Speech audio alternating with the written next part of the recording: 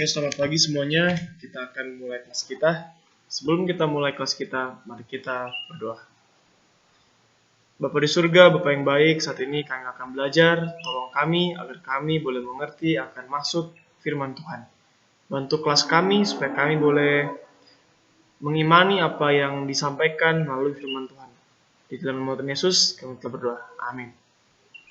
Saat ini kita akan mempelajari kelas lanjutan kita tentang kitab Daniel. Di kelas yang lalu kita sudah belajar tentang Daniel pasal yang ke-6. Nah, saat ini kita akan maju satu pasal, yaitu pasal yang ke-7 tentang sebuah nubuatan. Di kitab Daniel pasal 2 kita belajar tentang nubuatan melalui mimpi Raja Nebukadnezar.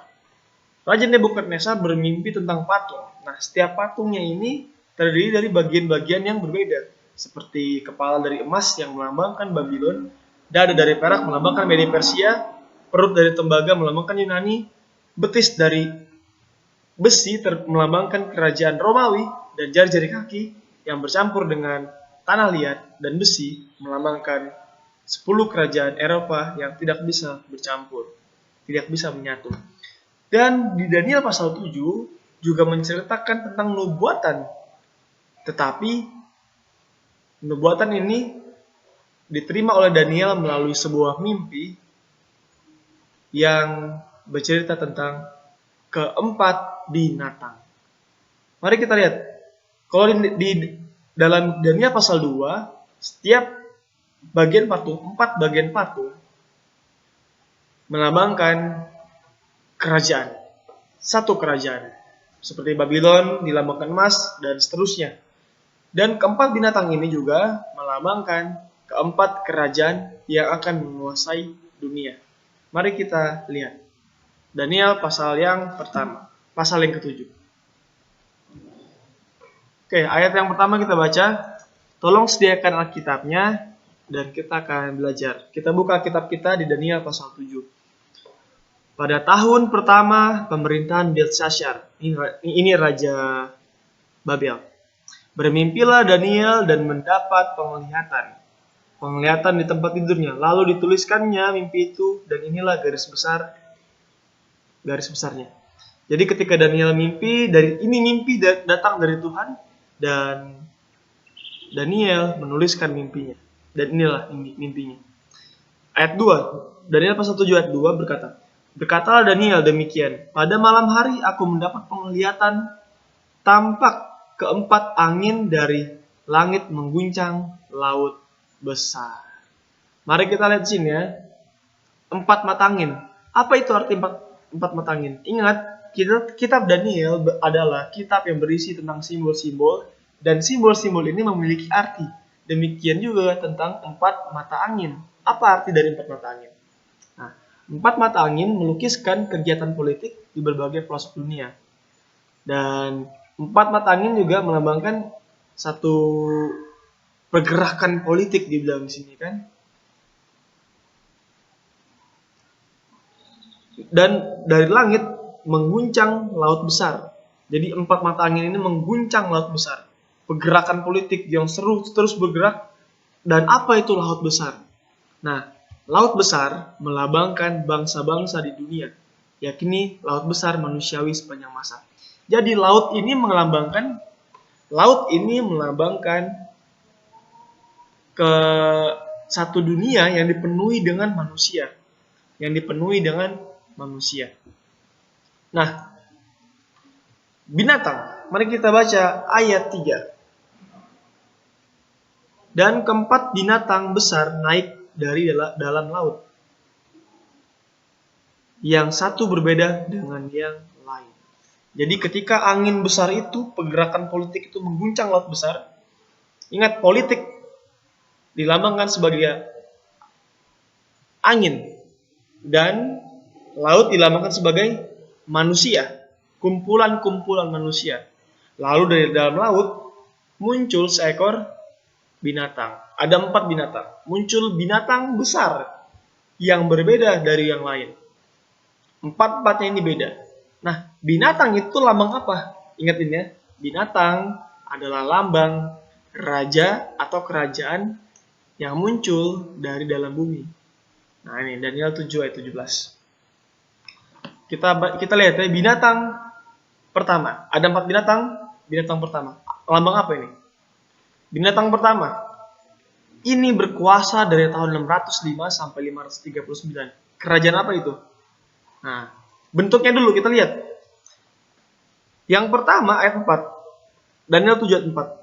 Yang pertama rupanya seperti seekor singa dan mempunyai sayap burung Raja Wali.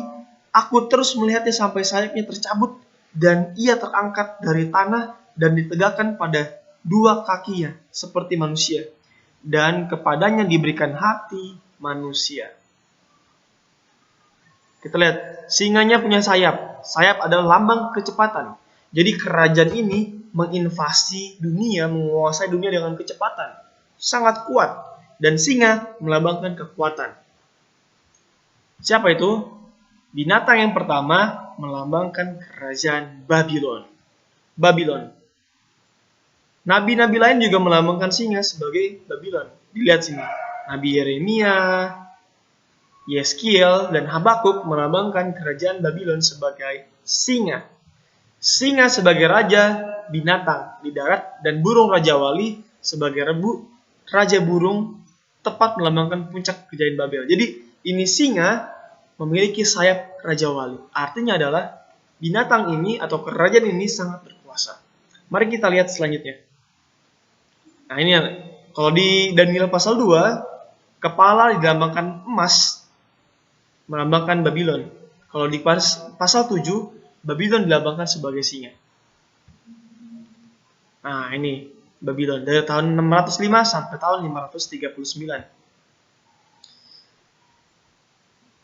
Singa ini diberikan hati sebagai manusia, hati manusia. Singa itu kan kuat, tetapi diberikan hati seperti manusia. Artinya adalah ini juga dapat menggambarkan Nebukadnezar yang menjadi binatang selama 7 tahun dan akhirnya dikembalikan seperti manusia. Nah, itu artinya. Kita lanjut. Binatang yang kedua. Ayat yang ke-5. Daniel 7 ayat 5. Dan tampak ada seekor binatang yang lain. Yang kedua. Binatang yang kedua. Rupanya seperti beruang. Ia berdiri pada sisinya yang sebelah. Dan 3 tulang rusuk masih ada di dalam mulutnya, di antara giginya. Dan demikianlah dikatakan kepadanya, ayo, makanlah daging banyak-banyak. Jadi seekor beruang digambarkan, kitab Daniel menggambarkan beruang ini berdiri bertumpu pada 1 kaki saja. Berarti kaki yang dia pakai untuk bertumpu adalah kaki yang kuat, yang sebelahnya tidak terlalu kuat. Dan di mulut beruang itu ada 3 tulang digigit. Dan beruang itu mengatakan, ayo makan daging banyak-banyak. Nah, apa maksudnya? Ini perlambangan dan kita akan mencari tahu apa lambangnya. Kerajaan kedua ini melambangkan kerajaan Media Persia. Ingat urutannya, kerajaan Babylon, kerajaan Media Persia. Kalau di patung Daniel pasal 2. Patung Raja Nebukadnezar. Ini sesuai dengan mimpi Raja Nebukadnezar. Beruang tidak sekuat singa. Sama seperti perak. Kan kalau di mimpi Nebukadnezar, kepala dari emas dan di bawahnya dadanya terbuat dari perak. Perak tidak lebih besar daripada emas. Dan beruang tidak lebih kuat daripada singa. Jadi kerajaannya makin lama makin tidak lebih kuat daripada kerajaan sebelumnya. Kerajaan kedua, Media Persia, lebih kecil daripada kerajaan pertama, Babylon. Nah, kenapa digambarkan seperti beruang? Karena orang Media Persia dikenal karena keganasannya seperti beruang. Sangat ganas. Dan Alkitab menuliskannya ini. Menuliskan tentang hal ini. Nah, kalau di Daniel pasal 2, dada terbuat dari perak. Di Daniel pasal 7, beruang melambangkan Media Persia. Dari tahun 539 sebelum Masehi sampai 331 sebelum Masehi. Cukup panjang waktu berkuasanya di kerajaan Media Persia ini. Binatang kedua, kenapa dia berdiri di sisi kaki sebelahnya saja? Berdiri pada sisinya yang sebelah berarti 2 kerajaan. Ingat, beruang punya 2 kaki dan kerajaan Media Persia itu ada 2 kerajaan. Kerajaan Media dan kerajaan Persia. Nah, satu kerajaan lebih kuat daripada kerajaan yang lainnya. Nah, Persia pada akhirnya lebih dikenal dunia ketimbang Media karena Persia lebih kuat. Oleh karena itu digambarkan beruang yang punya 2 kaki bertumpu pada kakinya yang sebelah saja. Apa makna 3 tulang? Ingat, beruang itu makan 3 tulang, masih ada 3 tulang di mulutnya. 3 tulang rusuk pada mulutnya, melambangkan 3 kerajaan yang dikalahkan oleh Media dan Persia. Siapa itu? Kerajaan Lydia, Babel dan Mesir. Nah, Lydia, Babel dan Mesir adalah kerajaan yang kuat dan luar biasa. Namun dikalahkan oleh Media dan Persia. Oleh karena itu dilambangkan 3 tulang dimakan sama si beruang ini. Oke, kita masuk. Saya harap kita bisa mengerti ya kerajaan-kerajaan ini. Kerajaan kedua adalah kerajaan beruang. Dan tadi lambang-lambangnya sudah kita pelajari. Kerajaan yang ketiga, ayat yang ke-6. Kemudian aku melihat tampak seekor binatang yang lain. Rupanya seperti macan tutul, ada 4 sayap burung pada punggungnya. Lagi pula binatang itu berkepala 4 dan kepalanya diberikan kekuasaan. Wah, binatang ini berkepala 4. Nah ini, macan tutul. Rupanya seperti macan tutul, memiliki 4 sayap. Nah, 4 sayap dan berkepala 4. Apa ini? Kerajaan siapa ini? Mari kita lihat. Macan tutul terkenal sebagai binatang yang buas dan galak dan terkenal karena kecepatan. Ini binatang yang sangat cepat dan ketangkasan geraknya. Kerajaan ketiga yang timbul menggantikan kerajaan Media Persia sesuai dengan Daniel pasal 2 ayat 32. Kerajaan apa ini? Macan tutul melambangkan kerajaan Yunani. Nah, Yunani yang disebut di sini adalah kerajaan Yunani di bawah kepemimpinan Alexander yang Agung. Alexander yang Agung. Mari kita lihat apalagi ciri-cirinya si macan tutul ini. Yang pertama, macan tutul adalah lambang kecepatan. Dan macan tutul melambangkan kerajaan Yunani. Nah ini, kalau di mimpi Raja Nebukadnezar, kerajaan Yunani dilambangkan sebagai pinggang yang terbuat dari tembaga. Kalau di Daniel pasal 7 dilambangkan sebagai macan tutul berkepala 4, bersayap 4. Sangat banyak sayapnya. Dari tahun 331 sampai tahun 168 sebelum Masehi. Kita lewatkan saja. Jadi intinya di sini di slide ini adalah Alexander Agung memimpin Yunani untuk mengalahkan Media Persia dan menguasai seluruh dunia. Di sini dibilang, Alexander menyeberangi selat Hellespont dan memasuki wilayah Persia dengan 35.000 tentara. Ia menang melawan Granisus, Isus dan Tirus. Dia mengalahkan Gaza dan Mesir. Tahun 331 dia menemukan kota Alexandria dan mengumumkan dirinya sebagai pengganti Fir'aun. Wah, dia mengalahkan Mesir, sangat hebat. Pasukannya sangat kuat. Tahun 331 sebelum Masehi, ia menyerang Mesopotamia, jantung kerajaan Persia. Tentara Persia bertahan di dekat Arbela, tapi berhasil ditaklukkan oleh Alexander yang Agung.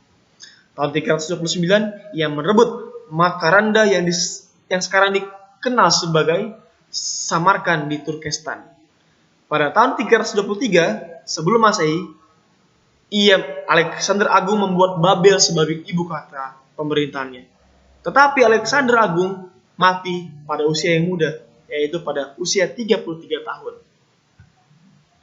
Nah, dia bersayap 4. Apa arti sayap? Sayap artinya kecepatan. Ingat ini, sayap artinya kecepatan. Nah, kalau cuma 2 sayap, itu cepat. Tetapi kalau 4 sayap, berarti dia sangat cepat. Alexander Agung mengalahkan seluruh dunia pada durasi yang sangat cepat. Hanya beberapa tahun dunia dikalahkan semuanya. Berkepala 4. Macan tutul ini berkepala 4. Artinya apa? Berkepala 4 berarti kerajaan Yunani terbagi 4 setelah kematian Alexander yang Agung. Alexander Agung ini tidak memiliki anak. Dia mati tanpa anak laki-laki yang menjadi penggantinya. Mula-mula pengganti Alexander Agung adalah Philip, adiknya. lalu dilanjutkan oleh anak-anaknya sendiri, anak-anaknya Philip. Tapi keduanya hanyalah raja boneka dari 4 jenderalnya. Nah, 4 kepala melambangkan kekuatan dari 4 jenderal Yunani yang sangat hebat. Siapa itu 4 jenderal itu? Mari kita lihat. 4 jenderal itu bernama, ingat ini ya, ingat dan catat. Alexander, Lysimachus, Seleucus, dan Ptolemus. Inilah keempat jenderal yang menggantikan Alexander Agung. Kita lihat di sini catatannya, keempat jenderal mengumumkan dirinya masing-masing sebagai raja di daerahnya. Jadi 4 jenderal ini memerintah di daerah-daerah yang berbeda. Yunani akhirnya terpecah. Ini dia. Ptolemus memerintah di Mesir, Palestina, Arabia, dan sebagainya. Kassander di Makedonia dan Yunani. Lysimachus memerintah di Thrace, Bosporus, dan Asia Kecil. Seleucus sebagai raja di Syria, Mesopotamia, dan sebagian besar bekas jajah Alexander. Nah, ini daerah-daerah dari 4 jenderal ini. Selanjutnya. Oke. Itulah ketiga kerajaan yang pertama. Lalu, apa itu kerajaan yang keempat? Siapa itu kerajaan yang keempat? Kerajaan keempat adalah, secara garis besar, kerajaan keempat adalah kerajaan Romawi yang mengalahkan kerajaan Yunani pada tahun 168 sebelum Masehi. Kerajaan Romawi ini adalah kerajaan yang sangat luar biasa besarnya. Kita bisa baca sendiri di Daniel pasal 7 ayat yang selanjutnya. Dan kerajaan Romawi ini memiliki banyak pelajaran penting yang harus kita pelajari. Dan kita akan membahas di pertemuan selanjutnya tentang kerajaan yang keempat, kerajaan Romawi. Dan kita akan melihat rahasia Allah yang ingin ditunjukkan kepada umat manusia melalui Daniel pasal yang ke-7. Sekian pelajaran kita hari ini. Tuhan Yesus memberkati kita semua.